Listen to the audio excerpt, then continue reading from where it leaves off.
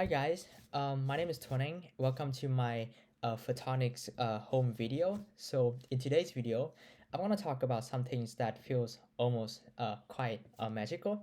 So imagine this: you walk into a dark rooms, and you don't see anything, and then you take out your phone's camera, and then you take a picture, and then suddenly things seems much clearer and brighter, and you ask yourself like, wait, how is it possible? Like how can the phone sees in the dark?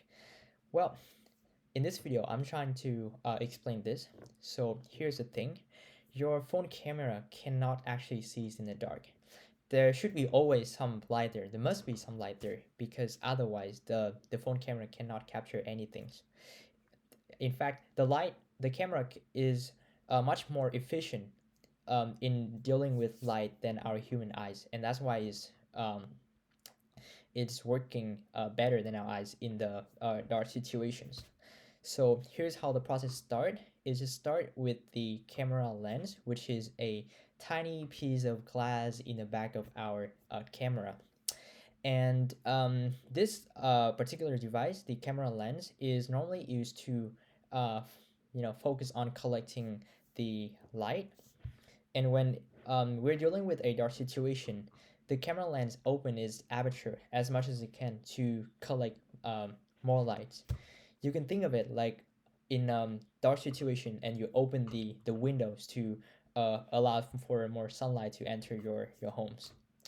And the real magical thing, the real like photonic based part of the system is sitting like behind the camera lens, which is where the camera sensor actually stays. The camera sensor is made out of millions of the tiny pixel. Each pixel acts like a microscopic lie detector.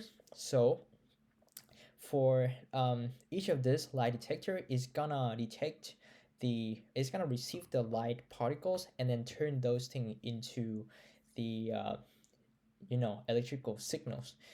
So and in a dark so normally each of these pixel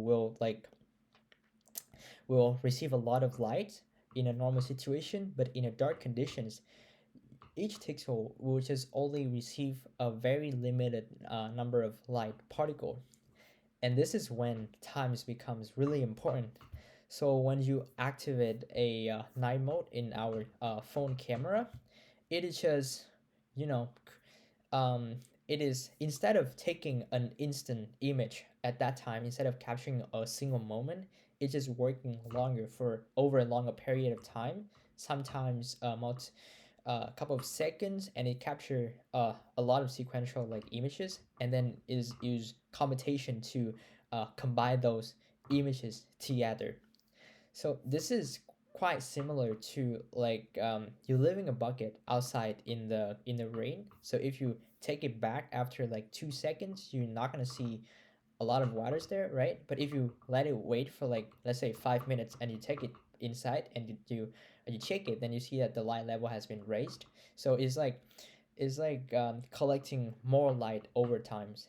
So is trying to collect as much light as possible and then use computation processing to like combine those images together and enhance the details, reduce the noises, and working with the electrical signals, and to eventually form a final image that appears much brighter than what our eyes can like normally sees. But of course, this process still has some limitations because we're dealing with a long period of time. So um, there should be some kind of blurry effects, right? Because the motions is not perfectly captured if we're dealing with uh, a time frame. And then because the electrical signal are quite like weak, sometimes it just create that grainy and artificial effects that makes the picture not quite good in quality. So that is some things that we need to deal with in the future. But for now, here's the thing: when your phone sees in the dark, it doesn't breaking the law of physics. It is just using optics to like collect as much light as possible, using photonics to turn those lights into electrical signals, and then using computation to extract and combine these information from those signals.